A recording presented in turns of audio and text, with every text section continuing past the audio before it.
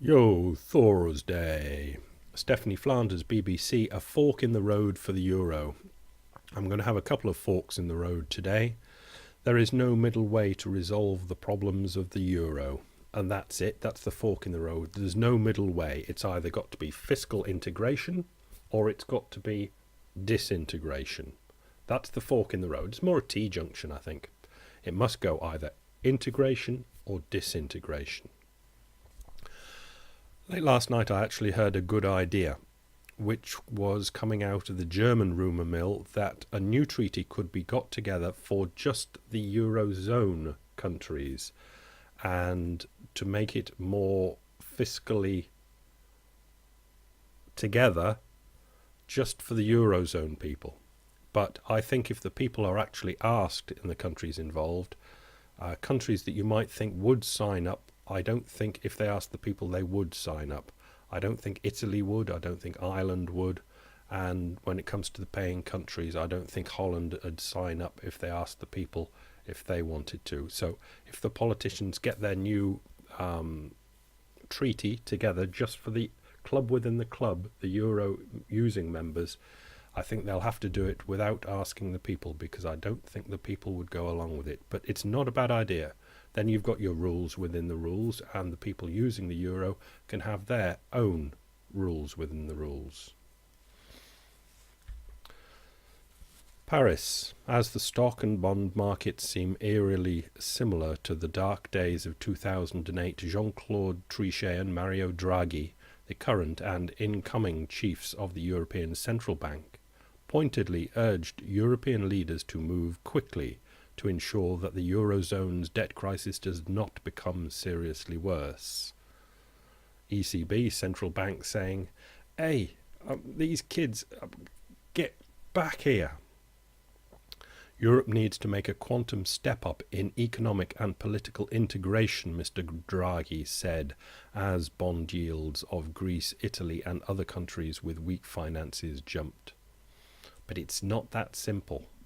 It would need new treaties to get it done, because the rewriting of old treaties is effectively impossible. This is from a Telegraph article. Yields had dropped earlier, so we're talking to these yields that have been rising earlier to 5% after the European Central Bank launched mass bond purchases. However, the ECB is switching intervention on and off to pressure the government, that's the Italian government. Mario Draghi, the Bank of Italy's governor, for the moment soon to be ECB boss, the next ECB chief, said Rome should not count on intervention. The central bank's still there trying to look after the children best it can. But separately, Slovakia said its parliament would not ratify the July deal to boost the EFSF rescue fund before December, meaning that it will not be operational before February. It's unclear whether the ECB can step in to hold the line in Italy and Spain for that long. So one of the party that's gone off wandering, and everybody needs to come back and sign this together. One's just gone and won't be back till next year, and the ECB is meant to hold the line until then. Financial Times pink pics. Gideon Rachman, hang on to your purse, Mrs. Merkel. If you follow the link, that's well worth reading. It's basically saying that, yeah, she's right not to dive straight into this union thing and to really give it some thought. And she's being pushed into doing it, but there are many reasons why Germany shouldn't do it. The next is, I think, a sad thing, but it again emphasizes the magnitude of this monstrous muck-up. Barry Eichengreen, Peter Allen, Gary Evans, it's time for outsiders to save the single currency. Outsiders. Europe's leaders have shown themselves incapable of breaking this vicious cycle the Eurozone is in, raising the danger of the European crisis becoming a global crisis. Write these people. It is now past time for the IMF and the Group of 20 to intervene. They must immediately demand consistent accounting treatment and regulatory oversight of European banks' sovereign exposures. A facility financed by the G20 and led by the Asian countries, which are flush with funds, should be created to purchase preferred shares in European banks. And finally, Europe needs a framework for debt reduction along the lines of the Brady Plan. So hopefully that gives you an idea of how desperate all this is, or at least how desperate they think it is. And note another rumour that's flying around. A facility financed immediately demand consistent accounting treatment. There's another rumour bouncing around that like US got the FASB rules altered, they're thinking of letting them mark to fantasy in Europe as well. And that brings us to this chart, which is a Doug Short chart, which is trying to show how in the United States quantitative easing has helped the S&P.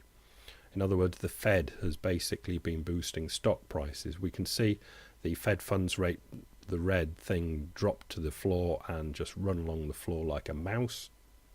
And the S&P price come down from all-time highs in 2007 down to the 660 low, and then it took off again. The implication is it's because that was QE1 had started, but I don't think that's quite right. That is just moments after they altered the FASB rules, where the banks were allowed to mark to fantasy.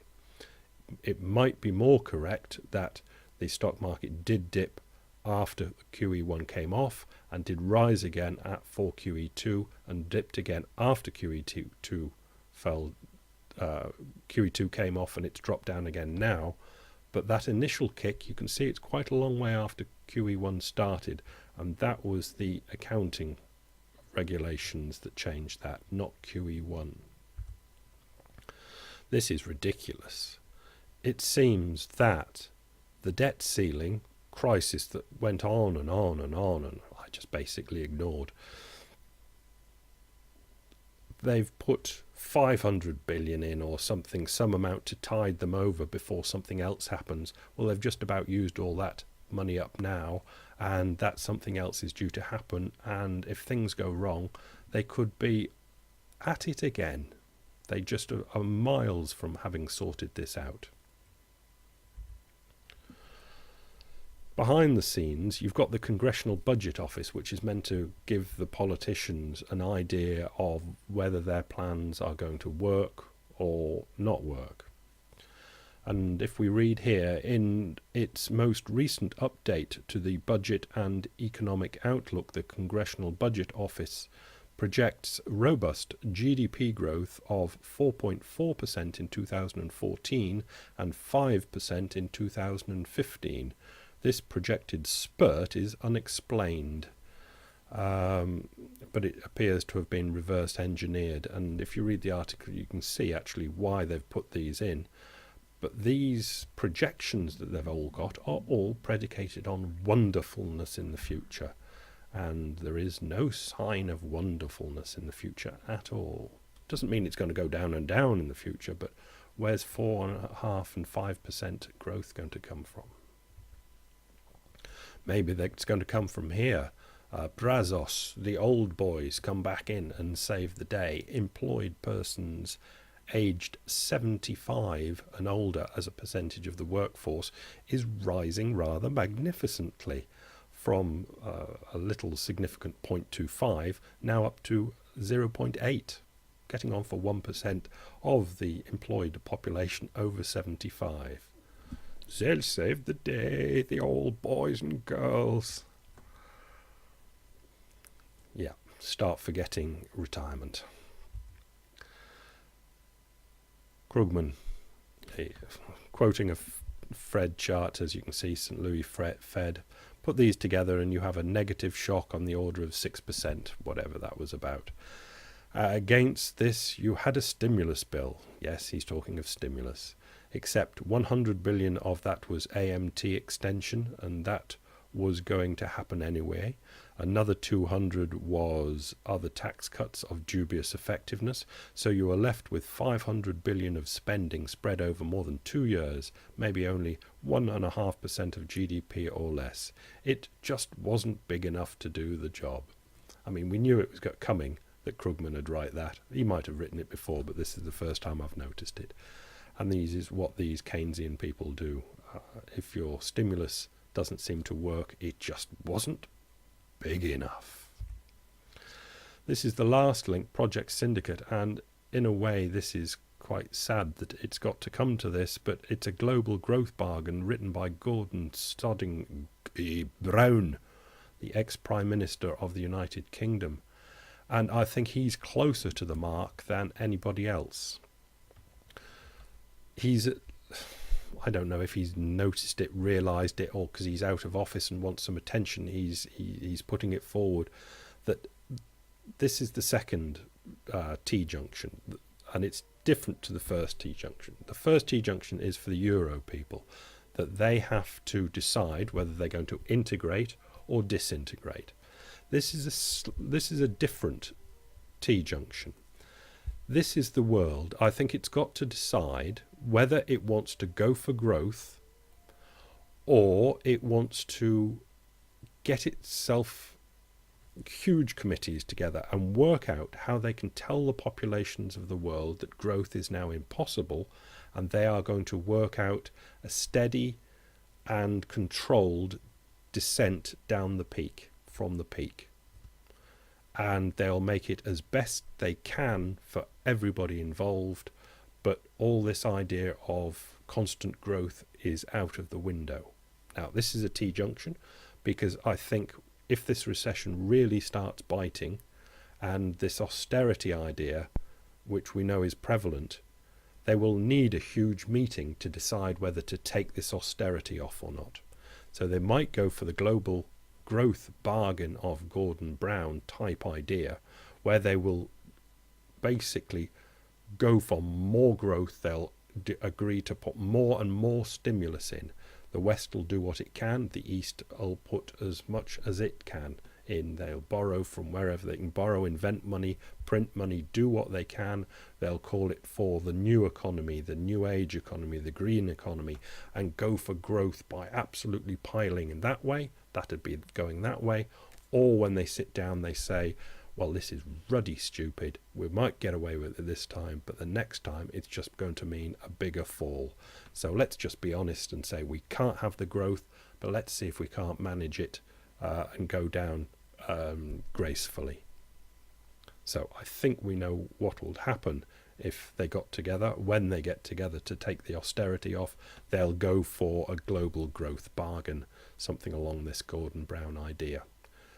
Trying to put off the pain, and because they haven't got faith in themselves, that they can be honest to their people, because they'll think that if they tell them that the growth isn't going to happen, debts are not going to be paid, and the whole global financial system falls apart. So they will probably go for something like this.